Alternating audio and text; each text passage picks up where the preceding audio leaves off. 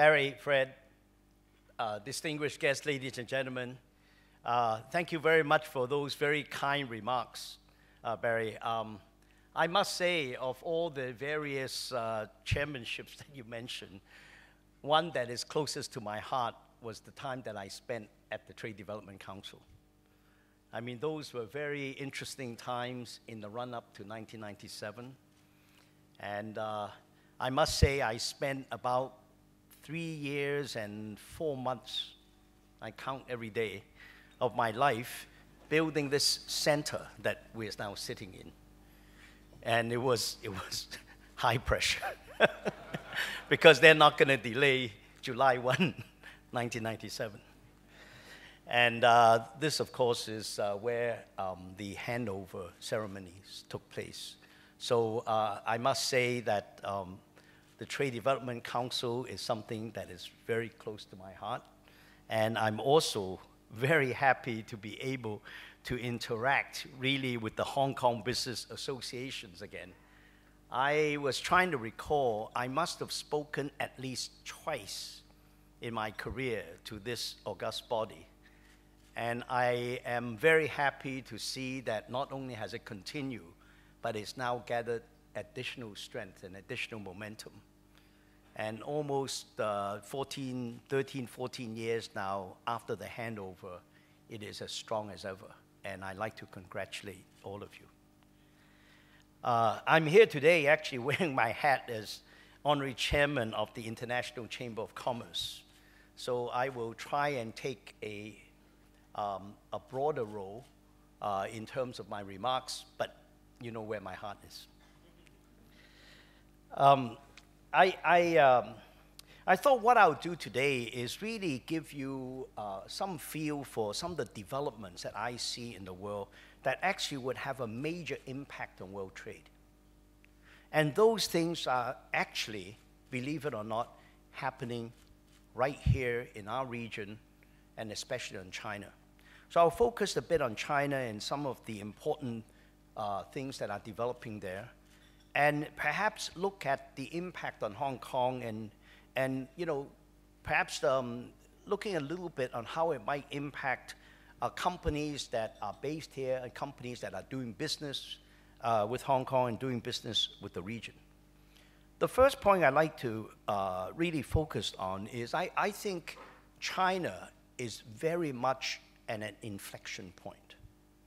And I'll try and sort of mention and draw together the various factors that have happened as recently as in the last 6 months, which to me has had a major impact on the way that China will develop going forward. And indeed, in a sense, what happens to China happens to the region, and indeed would affect greatly what happens in the rest of the world. Then, of course, we'll focus a bit on what is, I think, right on the marquee, which is the rising consumption in China, India, and the rest of Asia. And then finally, I like to just put in a word, you know, really from an ICC, and indeed, I must proudly say, very much from a Hong Kong perspective, on the need for a continued opening of world trade, and how we can actually keep the multilateral world trading system healthy. Let me start with China. I think China, in my mind, is undergoing great change. And some of these changes are really, as I said, only happening very recently. What I'm discussing with you would not have been the same if I had delivered the speech 6 months ago. In my mind, it's that significant.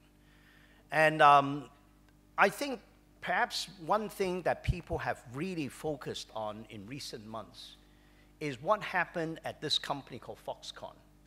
Have you all been exposed to this? You know, it frankly is not Foxconn per se. You know, Foxconn is a great business, but it symbolizes some of the things that are really happening, that have been building up, if you would, in China for quite a while now.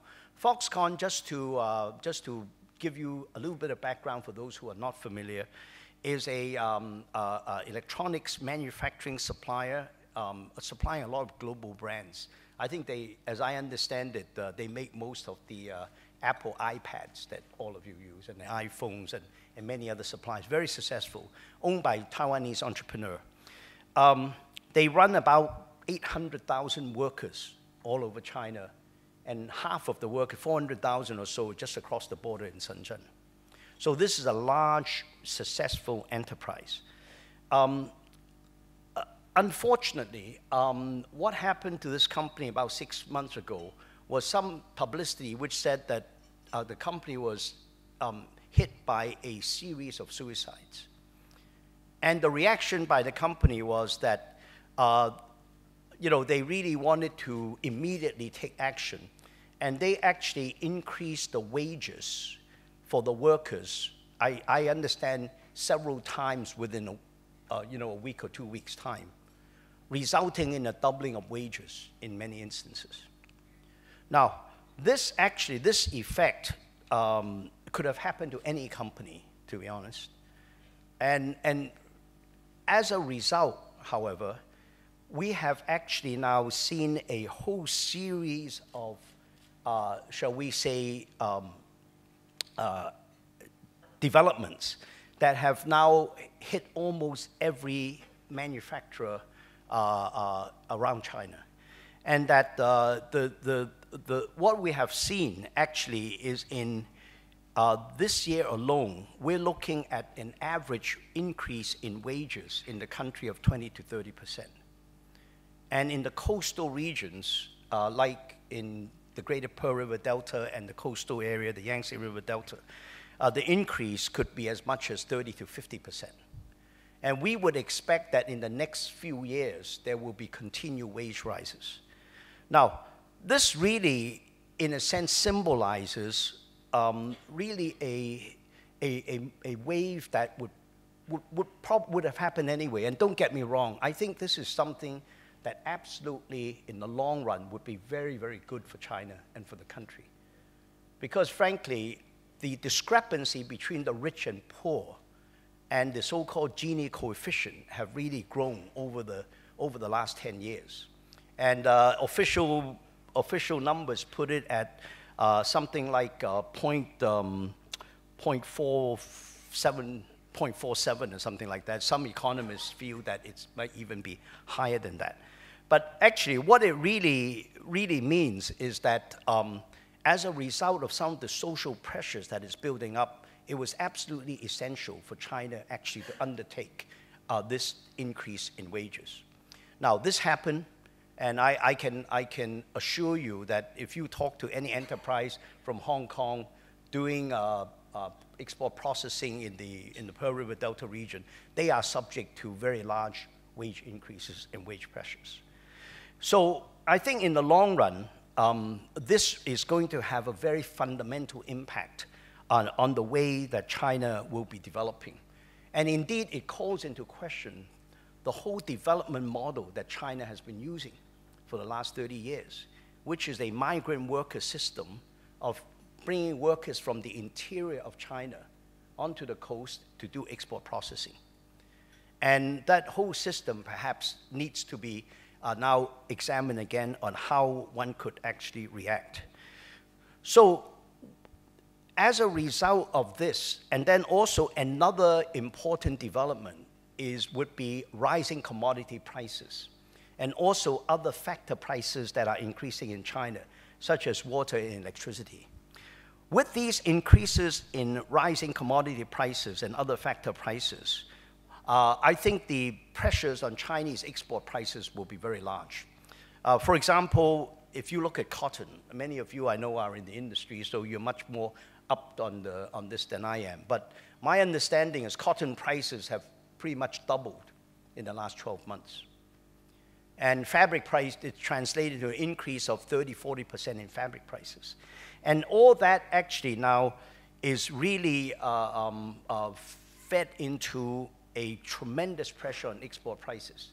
Now, up to this point, I don't think this has been seen in the statistics yet, because you're really shipping orders that were put on the book, 6 months ago. And obviously, those orders would not, the buyers would not allow the increases. But the new orders that are being put on the books that will be shipped as early as, let's say, the first or second quarter of next year, I think you'll see this price increase. So we're actually looking at perhaps as much as a 10–15% increase in Chinese export prices. So there's bound to have a major impact. So if you step back and look at this Foxconn effect that has happened in China as recently as 6 months ago, resulting in a rise in wages, which I think will continue in the next few years at least. It has, and then also coupled with this commodity price increase and factor price increase, you're going to get a fairly dramatic rise in Chinese export prices.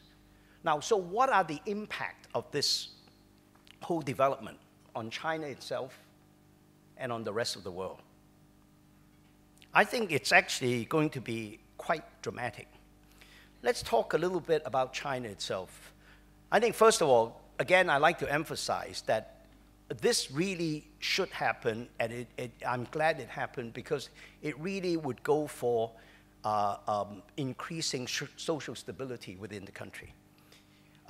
As a result of the very fast growth in the last 10 years, the discrepancy between rich and poor have arisen to such an extent that an adjustment of this is absolutely necessary. And I might add that this is completely in line with government policy, which has been trying to increase minimum wages in the last 6 years at least, somewhat slowed down because of the financial tsunami, but now I think continuing. And I think central government certainly realizes the need for this long-term adjustment. So as far as long-term social stability for China itself is concerned, I think this is absolutely something that is beneficial in the long run and really must happen. I must say in the short run, all my friends that are doing business are under a lot of pressure, including ourselves on prices and so on. Now, also, I think what this will induce is two more important effects within China that we should be aware of. First is, if you want to continue to actually have competitive wages and land prices and so on, you've got to really move much more into the interior. So this will actually produce a wave of movement into the interior of China and developing those interior factories and areas for export. And I think that will be a very important movement. And indeed, again, it is very much in tune with the national strategy of actually moving the development inland into the interior provinces. So that would be one major adjustment. The second one is also a very interesting one. If you were a manufacturer in the Pearl River Delta and you're looking at the 30 to 50% wage increases, et cetera, you could move in, right? That's one reaction. The other reaction is you remain in the Pearl River Delta, in a sense, accept the rise in wages and hopefully improve quality of the workers and really go for a strategy of upgrading your production and productivity increase. So that the other effect that you'll see is the Chinese manufacturing base, okay, in a sense, regaining competitiveness over time by focusing on productivity and productivity increase. My own view is, while China, up to now, in a sense, in the last 10 years, if you would, the growth has been driven by what the economists will call factor prices.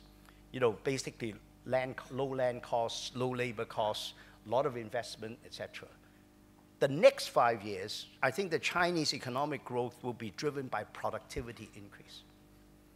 And in this respect, I think there's a lot of opportunity for the Chinese economy to adjust. There is a lot of low-hanging fruit, as they say. You know, the use of energy in the Chinese economy is not very efficient. It's actually a well-known fact among economists that it takes 5 times as much energy to produce 1 unit of output in the Chinese economy as it does in the Japanese economy. So you have to ask why, and how can Chinese economy adjust? Now, this will need a lot of better educated workers. You pay the workers more, but you compensate by increased productivity. And hopefully, in the medium term, any loss of competitiveness will be regained because of productivity increase. coincidentally, it will also provide huge opportunities for import of technology, innovation, etc., that would actually help with this upgrading of Chinese production. So I see those to be the major impact internal to the country. But what about this effect as it affects things outside of China and the region? The first thing you see, I think, is in the short run, a movement of trade really, in a sense, away from China and towards the region. I see that as fairly inevitable in the long run. Now, Chinese exports may still continue to increase, but I think the rate would not have been as high as it could have been, because the buyers are obviously looking for, better prices in other parts of the region, and indeed around the world. You might ask, who are the beneficiaries? As far as we can see, I think Vietnam, Cambodia, Bangladesh will be a major beneficiary. And in the longer run, medium term, I think you see the beneficiaries being Indonesia, India, and so on, where there's a big landmass, people, and also labor and raw materials. So there's going to be a more spreading of the production, if you would, throughout the region and indeed throughout the world. People are beginning to talk about Central America again and even going to South America. People are talking a lot more about Eastern Europe, etc. Now, another very interesting impact of this is if you're going to look at this type of increase on the Chinese export prices, what do you think will happen to the US-China trade deficit?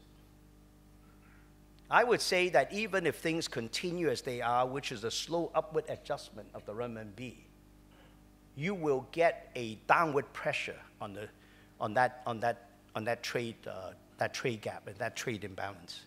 And I for one do not feel that this trade gap will worsen.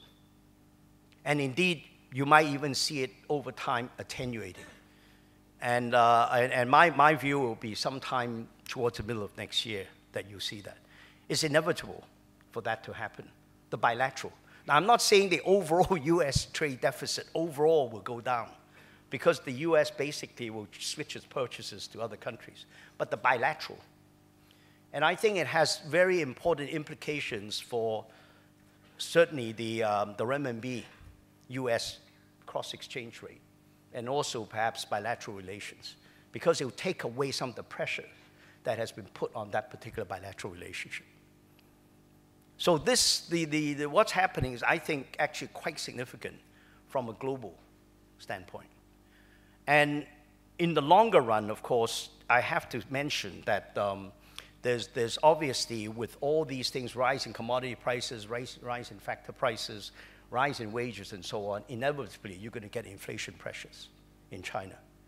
And if the export prices are going the direction that I'm thinking that they would, I think you will be actually putting inflationary pressures even in the US and European economies. So that may mean, adjustments in consumption. It may mean a re-examination of interest rates, etc. So the implications are wide-ranging. Now, let me go on to the second point, which is what I would call the boosting of private consumption in this region. Maybe the way I should capture this is the following. As recently as even 3 years ago, you see at the front page of Time magazine, I forgot, Newsweek, China, the factory for the world, right? That was just very recently, maybe 2 years ago. Yeah, China will still be a major factor in the world's production, of course. But this is not the only reason why multinationals or companies represented by yourselves here or Hong Kong-based or other companies are now working in China. It has to be a dual objective. China will continue to be the manufacturing center. I think it's very hard, if not impossible, to replace, despite everything that I've said. But it also will become a very interesting market for its own sake. And the reason for foreign direct investment is no longer just to go to China to set up a production base for re-export, if you would. But there's going to be a lot more interest in producing, not only for export, but also for the domestic market. Now that in itself actually poses some interesting opportunities and challenges. Obviously, from a global perspective, I think it's an important development. You know, for the last 50 years, since Second World War, the world's consumption has by and large been in the OECD countries, and it's still going to be dominant. And frankly, even with the growth of the developing economies like India and China, even in the next 20 years, the bulk of it will still be in OECD countries. And all of us have been focusing on how to sell to the OECD countries, to be honest, if you really think about it. It's the US market, the European market, etc. The fundamental change I think has happened is now you're seeing, okay, the OECD country is still there, it's still important, it's still dominant, but you see the growth of now a non-OECD component. And that's the developing economy. And you've got to really now think about how you actually market and distribute in the non-OECD countries. And China is still an ideal place where you can produce for the OECD countries, if you like, but also then channel internally. You've got to take all the supply chains that we've been working with all these years that are export and externally oriented and turn them around to actually go this way with your production as well as imports, etc. And I think it's a major change in skill set, major change in mentality. A multinational might have been in China for 30 years, but if it's concentrated on producing for exports, I think it still has a lot to learn in terms of distributing its products in the Chinese market. It's a whole new skill set, whole new set of relations.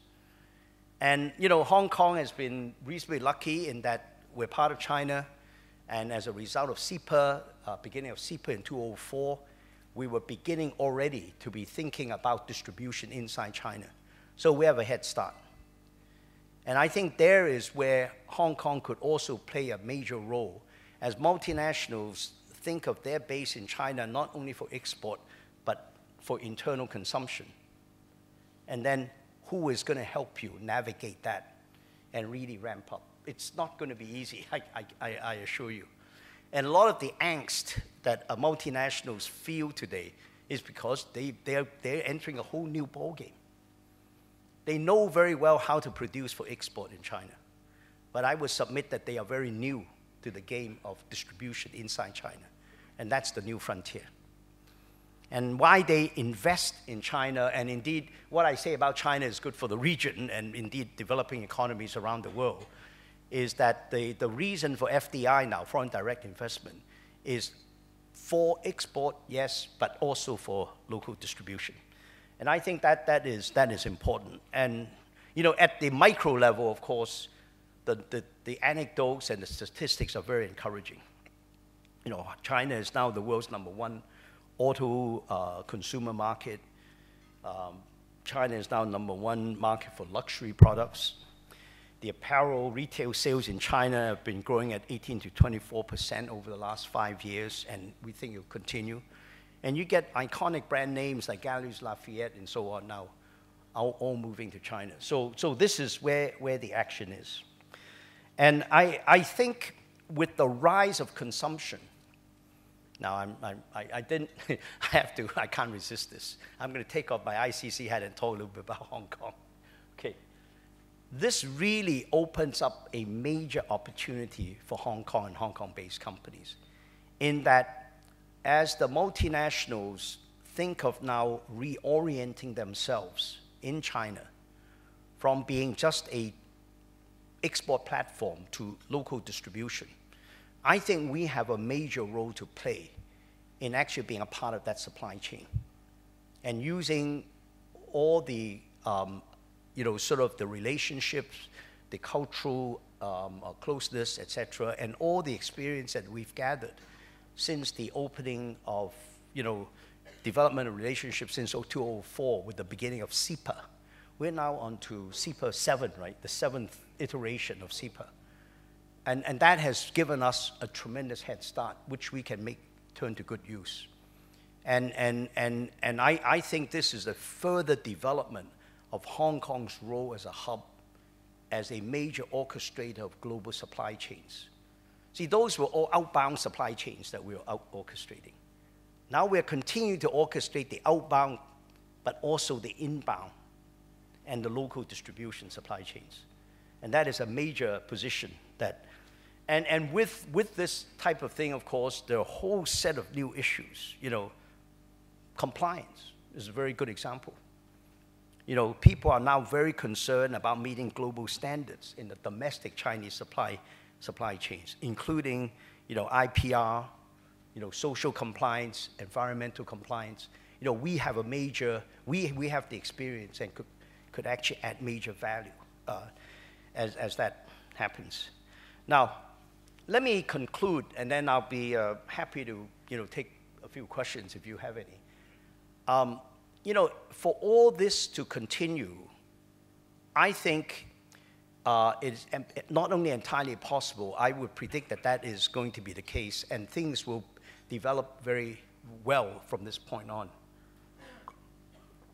But for all that to continue, let us not forget that we really absolutely need the backdrop of a strong multilateral trading system. We sometimes take that for granted. Hong Kong, and I'm sure all of you in the room know the importance of the multilateral trading system. Hong Kong has always prospered. And we've always made the assumption that, you know, the multilateral trading system will always be there. But let me tell you, today, from all my activity within the International Chamber of Commerce, the ICC, I was able to participate in the G20 meeting in Seoul and so on. I think the multilateral trading system is under pressure. Unless we do something to actually, in a sense, further develop it and to actually achieve some major breakthroughs that are highly visible, like the completion of the Doha round, we're going to see a breakdown. And when that happens, then we'll know how important it is as a backdrop to sustaining everything that we do today. And so I would like to end this to say that, you know, what has happened in China is significant. It's affected China. It's affecting the world. And really, in the long run, in very beneficial ways. But it is very important for us not to forget that these major opportunities would only come if we can continue to actually work on the multilateral trading system. So I would like to end this by a clarion call for all of you to actually renew your pressure. Yes, people say, oh no, you're not going to talk to me about Doha again. Yes, I am going to talk to you about Doha because it is important and we have to get that done. And I think we forget that we talk about all sorts of economic stimulus. We talk about, you know, how to get the world back onto a sustained economic growth. Frankly, the one way that does not require funds, the one way that I think will be really sure to get the world back on growth is, in fact, a completion of the Doha round. It doesn't cost you $1 trillion to complete the Doha round. It needs political will. And that's what we need to, the message that we need to give to our political leaders. Thank you very much.